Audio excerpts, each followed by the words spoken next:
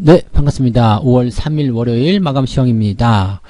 자, 코스피, 코스닥 모두 급락세로 마무리가 됐습니다. 코스닥은 무려 2% 넘게 하락이 나오기도 했는데요. 자, 이제 관심은 어디로 갈 것이냐, 더 내릴 것이냐, 아니냐, 이런 부분일 것 같아요. 오늘 뉴스 제목 제가 좀 틀린 것 같죠? 네, 공매도 시장이었는데 괜찮다가 아니라 공매도 시장날 급락세, 뭐 이런 식으로 뉴스가 나올 것 같은 느낌입니다. 생각했던 것보다 더 많이 빠진 이유는 일단 뭐 시총 상위권 종목에 집중되는 부분도 좀 있었겠지만 특히 코스닥 같은 경우는 바이오 종목군들이 그동안 많이 올랐었잖아요. 이런 부분들을 좀 끌어내리는 모습이 좀 있었고요. 또 외국인 매도를 지금 기관이 막아내지 못했다라는 것도 중요한 부분인 것 같아요. 외국인 매도가 제법 많이 나왔고 계속적으로 이제 하락세를 보이고 있었는데 연기금에서 뭐 순매수로 마무리가 되긴 했습니다. 47억 원 정도 순매수인데 47억 원 순매수 이거 가지고 안 되죠. 택도 없는 소리고요. 외국인이 무려 4천억 넘게 매도를 하고 금융투자도 같이 팔고 있던 상황에서 전혀 받아주는 그런 수급 주체들이 없었다라는 게 이제 주가 하락의 가장 큰 요인이 아닐까 생각합니다. 자, 그럼 이제 어떻게 할 것인가? 내가 종목을 계속 들고 있었는데 지금이라도 팔아야 됩니까? 이런 얘기들도 하실 수 있겠는데요. 지금은 매도가 의미가 없습니다. 이제는 이미 다 내려가 버렸기 때문에 매도가 의미가 없고요. 자, 이제는 존버를 하셔야 되겠습니다. 계속 버티면서 반등을 기다려야 되는 그런 상황이 좀 된 것 같아요. 왜 그런지 차트를 보면서 설명을 이어가도록 하죠. 자, 종합주가지수 차트를 보게 되시면은요. 지금 현 0.66% 마이너스 0.6%죠. 그래서 주가가 내려갔는데 뭐 추가적인 하락이 더 나타날 수 있습니다. 지금 3100포인트까지 지지선이 열려있기 때문에 추가 하락이 나오더라도 이상할 게 없는 그런 단계이긴 합니다. 근데 저 위쪽에서 팔아치웠었던 부분들하고요. 지금 여기 3127에서 3100까지 빠지는 거하고는 큰 차이가 없습니다. 지금 한 0.6%포인트 정도 주가가 더 하락할 수 있는 부분이 있다라고 치더라도요. 이제는 거의 끝자락까지 왔다고 봐야 되겠죠. 즉 지지선과 가까운 단계까지 왔습니다. 그러니까 일전에는 이 이격도가 멀었기 때문에 매도를 좀 해도 되겠다라는 생각을 좀 했지만은 이제는 매도가 의미가 없죠. 뭐 오늘 일단 시장이 마무리된 상태에서 내일 추가적으로 주가가 한 번 더 출렁거린다라면 이제 바닥 찍고 올라갈 가능성이 제법 많지 않을까 생각합니다. RSI 지표도요. 지금 과한 매수에서 지금 45포인트까지 떨어졌거든요. 그러니까 이렇게 되면은 이제 매도가 너무 많이 나왔다라는 느낌을 좀 가져갈 수가 있습니다. 근데 여기서 이제 주의해야 될 것은 지지선 잡고 반등이 나가긴 할 텐데 이것이 기술적 반등이란 말이에요. 기술적 반등이 나가게 되는데 이 기술적 반등이 직전 그 고점대에 형성됐었던 지지라인 때, 즉 지수로 친다면 3180 그 정도 될 것 같은데요. 그 라인대를 넘어가지 못한다라면 주가는 다시 내려옵니다. 그래서 지금 3100포인트가 지지선이다, 바닥이다 라고 딱 단정 지을 수는 없습니다. 그렇지만 터치하고 올라갈 확률은 굉장히 높다라는 이야기겠죠. 그래서 3100을 기준선으로 해서 횡보가 나간다 또는 반등 이후에 좀 들어온다, 뭐 깨지만 않으면 일단 괜찮을 것 같아요. 깨지만 않으면 괜찮을 것 같은데 만약에 반등은 나가겠지만 주가가 다시 한번 떨어지는 상황이 벌어진다, 그렇다면 비중을 더 많이 줄이시거나 종목들을 조금 더 매도 쪽으로 덜어내시는 전략들을 취하셔야 될 것 같습니다.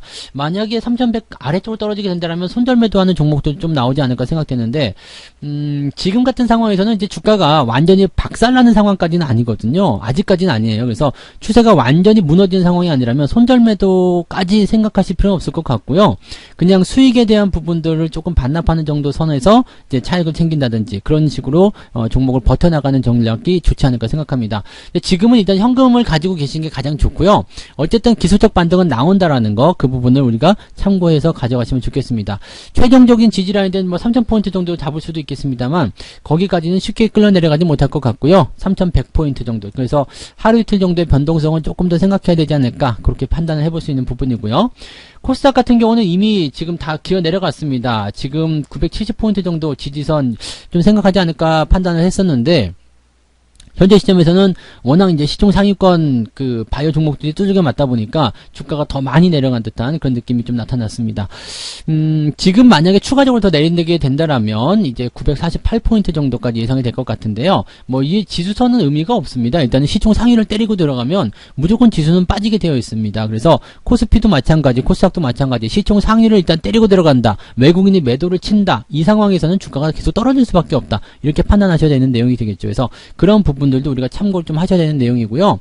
뭐 추세가 망가지거나 그러진 않았습니다만은 작년 10월 정도에 나타났었던 코스닥의 흐름을 보게 된다면 지지선을 깨고서도 한참 갔다가 올라왔거든요. 그러니까 지금 이 추세 상태는 나쁘지 않은데 조정에 대한 깊이가 어디까지 갈 것인지 아직은 미지수죠. 그래서 뭐 조금 더 심각하게 본다라면 940포인트 정도까지도 생각할 수 있기 때문에 일단 그 정도까지 내려오면 이제 기술적 반등 무조건 나가야 되거든요. 그러니까 이제 한두 번 정도 이제 하루 이틀 정도 더 남아있지 않을까 싶습니다. 어쩌면 내일부터 바로 반등 나갈 수도 있고요. 근데 반등이 내일부터 나간다고 하더라도요.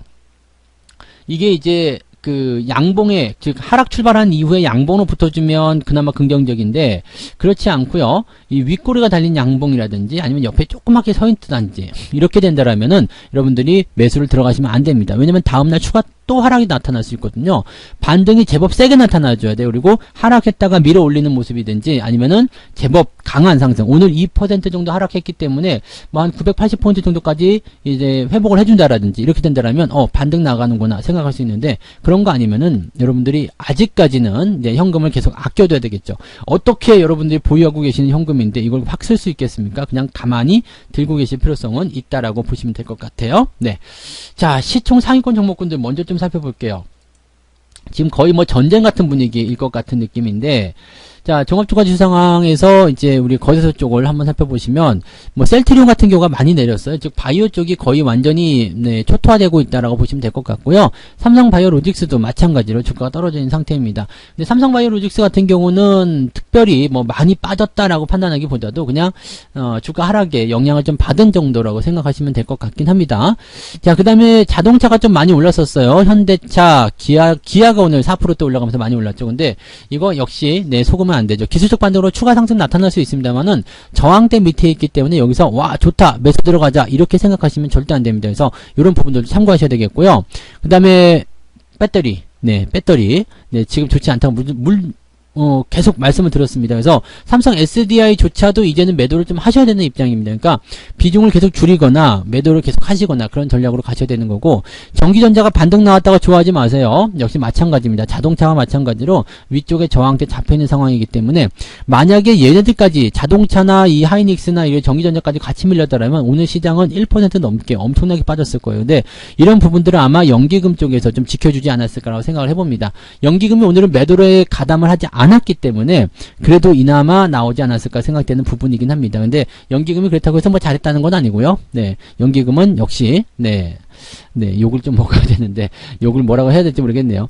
자, 코스닥도 한번 볼게요. 코스닥은 뭐 거의 초토화입니다. 지금 CJ ENM 이 종목만 지금 분위기 좋은 편이고요. 나머지는 뭐 그냥 뭐 말할 필요가 없어요. 다 떨어졌어요. 셀트리온 뭐 조심하라고 말씀드린 종목들 다 떨어졌죠. 낙폭이 굉장히 커졌다라는 거 굉장히 우리가 강조해서 좀 말씀을 드리고 싶은 내용이고요. HLB도 마찬가지 계속 떨어지고 있습니다. 조심하셔야 돼요. 지난번에 우리가 기술적 반등이라고 말씀드렸을 때 여기서 매도하셨으면 그나마 괜찮았겠죠. 근데 계속 떨어지고 있다는 거. 이쯤 되면 이제 매도를 못하게 되거든요. 끌려 내려가게 됩니다. 자, 그 다음에 CGN 같은 경우는 마찬가지겠죠. 오늘 8% 떨어졌는데 뭐 말씀드린 대로 그냥 그렇게 진행이 되고 있는 거예요. 그래서 이런 것들은 그냥 누가 보더라도 저거겠죠. 네, 공매도와 관련된 그런 부분이 아닐까 생각되기 때문에 아마도 이제 오늘 주가가 떨어진 것에 대해서 공매도를 이제 반대하는 그런 입장에서의 목소리가 좀 커질 수 있지 않을까 생각합니다. 공매도 하니까 그거 봐라 주가 빠지지 않느냐 이렇게 나올 수 있다는 얘기죠. 네, 수급 보시면 외국인들이 지금 코스피 코스닥 둘 다 팔았어요. 그럼 둘 다 합치면은 한 6천억 가까이 매도가 좀 나온 상황이고요. 금융투자 1,000억 원대 거래소 쪽, 그 다음에 연기금이 조금 사들였는데 뭐 그렇게 뭐 티나는 건 아니죠. 47억 사들였다고 해서 뭐 어깨에 힘줄 건 아니잖아요. 그러니까 이거는 뭐 매수를 거의 무시해도 괜찮은 정도다라고 보셔야 될 것 같습니다. 그래서 수급은 지금 일단 외국인 매도가 집중적으로 나오게 되면서 분위기가 좀 그렇게 가고 있다는 부분 보시면 되겠고요. 외국인이 매도하니까 이제 환율 같은 부분도 약간 움직이겠죠. 자, 상승세를 크게 보입니다. 제가 어제 그 유료방송에서 잠깐 설명을 드리긴 했었는데 환율이 올라가면서 외국인이 파는 것도 있지만 외국인이 팔면서 환율이 올라가는 경우도 있습니다. 그래서 이렇게 환율이 당분간은 이제 상승할 수 있는 부분들, 그 다음에 환율이 거의 다 내려왔다라는 부분들이 이제 이 환율의 그 상승 부분을 만들어낼 수 있는 가능성이 좀 있다 정도로 생각하시는 게 좋을 것 같습니다. 그래서 이런 모양이 나타나게 된다면 또 단기간에 올라가면은 조정을 좀 받을 수 있거든요. 그러니까 환율 같은 경우는 이제 추가 상승, 그 다음에 외국인의 매도, 그 다음에 추가 조정 나오게 되면 이제 거의 끝나가는 시점이 아닐까 싶긴 합니다만은 여전히 환율에 대한 부분도 부담스럽다. 그래서 외국인의 매도가 약간은 좀 본격화될 수도 있는 상황이 아니겠는가라고 판단을 좀 해봐야 되는 상황이 아닐까 보여집니다. 이런 부분도 같이 참고해 보시면 좋을 것 같아요. 자, 매매 동향 보도록 하겠습니다. 오늘 매매 동향도 아주 뭐 처참할 것 같아요. 기관 쪽 움직임 보시면 LG화학 엄청 팔아댑니다. 그 다음에 기아, 그 다음에 호텔 신라 매수가 들어갔는데 호텔 신라는 나쁘지 않았어요. 근데 조금 더 들어오면 매수 포인트 잡아도 되지 않을까 생각해 봅니다. LG 디스플레이 매수가 들어갔는데 특별히 나쁘지 않죠. 그 다음에 현대차 매수 있었고요. 근데 오늘 금융투자 같은 경우 보시면 매도를 좀 많이 했는데요. 인버스 쪽 매수가 들어갑니다. 그 다음에 하이닉스 순매도의 레버리지 매도죠. 그러니까 지금 보시면은 금융투자 쪽은 시장 더 빠질 거다라고 일단 베팅을 하고 있는 상태고요. 연기금은 뭘 방어했을까? 뭐 방어한 거 별로 없어요. 자동차 조금 사들었네요. 그 다음에 HMM 같은 거 조금 매수해드렸는데 뭐 요 정도는 네 금액 자체가 워낙 좋기 때문에 뭐라고 내세울 만한 부분이 안 됩니다. 그 다음에 삼성전자 역시 팔았고요. 롯데케미칼 팔았고요.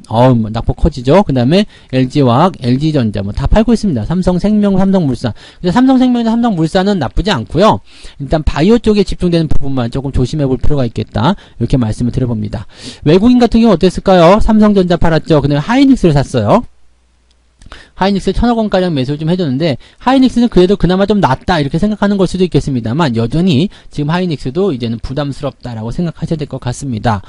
그 다음에 LG화학을 계속해서 사들이고는 있는데 그냥 기대하기는 조금 어려울 것 같아요. LG화학에 대한 기대감은 조금 낮추시는 게 좋을 것 같고요. 포스코 매수하고 있습니다. 포스코 오늘도 플러스죠. 그러니까 추세가 계속 살아있는 것들은 괜찮아요. 근데 뭐 중소형 철강주들 이런 쪽에서는 주가 변동이 조금 크게 나오지 않았을까 생각해 봅니다. 그래서 그런 내용들, 즉 같은 업황, 같은 뭐 호재를 가지고 있는 그런 재료를 가진 종목군들이라고 하더라도 그 위치에 따라서 매도냐 아니냐가 또 결정될 수 있다는 거 참고하시면 좋을 것 같습니다.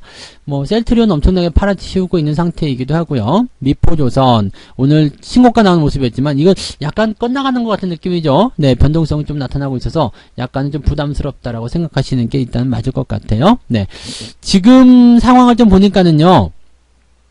일단은 시총 상위, 그 다음에 뭐 공매도에 타겟팅이 될 수 있는 것들 위주로 매도가 좀 들어가고 있는 모습이긴 한데, 매도의 규모가 일단은 완전하게 막 본격화되어 있는 모습은 아닌 것 같아요. 그래서 이 코스피 같은 경우는 아직은 조금 그래도 여유가 있다라고 판단할 수 있습니다. 근데 워낙에 이제 많이 올라간 종목들에 대한 차익 매도가 강하게 나오기 때문에 주가의 조정은 피할 수가 없다라고 보시면 되겠고요.